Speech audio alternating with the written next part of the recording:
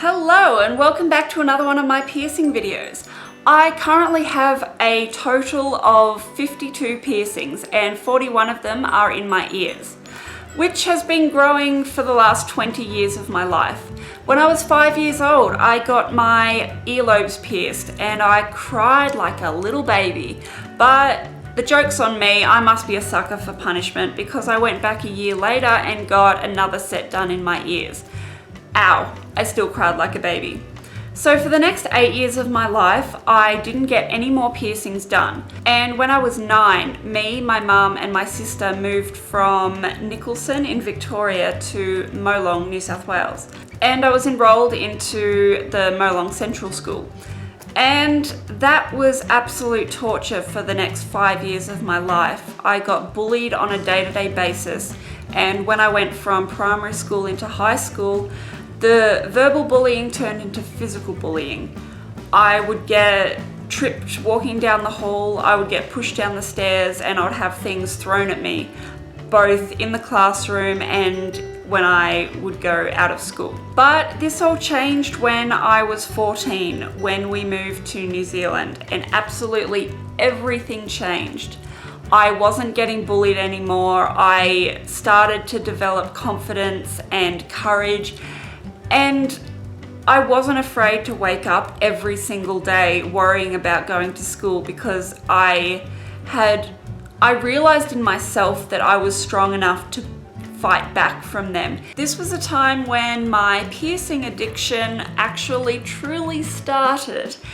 I got my belly button pierced when I was 14 in Invercargill at a place called Larger's Life, and holy shit, that hurt. That one wasn't very pleasant.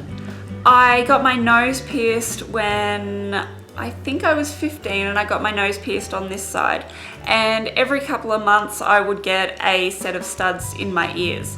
I think that the bullying that I went through at school actually shaped who I am in a way today, and it's sort of hard to explain, but in a way, me getting my piercings done was an escape, and it was a way that I could gain control in myself and in my own life, that I could get these piercings done. They were only for me, they were for nobody else's benefit, and I didn't feel that I had to worry that somebody might not like it or somebody's gonna pick on me for it, because at the end of the day, it was my choice.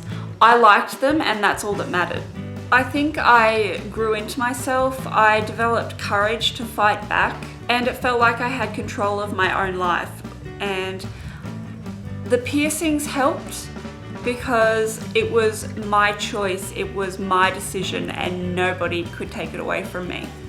But when I was 17, I think I pushed the feeling of control into a whole nother level, and I started to act out and do the things I shouldn't have done. I was doing everything that I wasn't allowed to.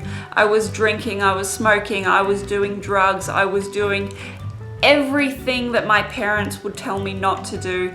And in a way, this was my escape from being bullied at school, because I was never in that social environment where it's accepted that you can drink, you can smoke, you can do drugs, you can kiss boys. Like, it wasn't until I was 14 that I had my first kiss. I took it all one step too far and got drunk, fell off a roof, had my accident, and now I'm a quadriplegic in a wheelchair and have been for the last almost 8 years. It wasn't until I was about 19 when I really started to get more and more and more ear piercings, because I had the general piercings like the cartilage piercings and the earlobes, but I started to get more inventive with the piercings. Like, I got my tragus, which was the first big piercing or big ear piercing that I got. Then I got my anti-tragus, then I got the rook, and oh dear Lord, the rook bloody hurt. And I know that pain is different for everyone, but that was probably the worst out of all of them for me. The helix piercings, where I've got 3 on the inside of this ear and 1 on the inside of this ear, that one was bad, but nowhere near as bad as some of the other ones.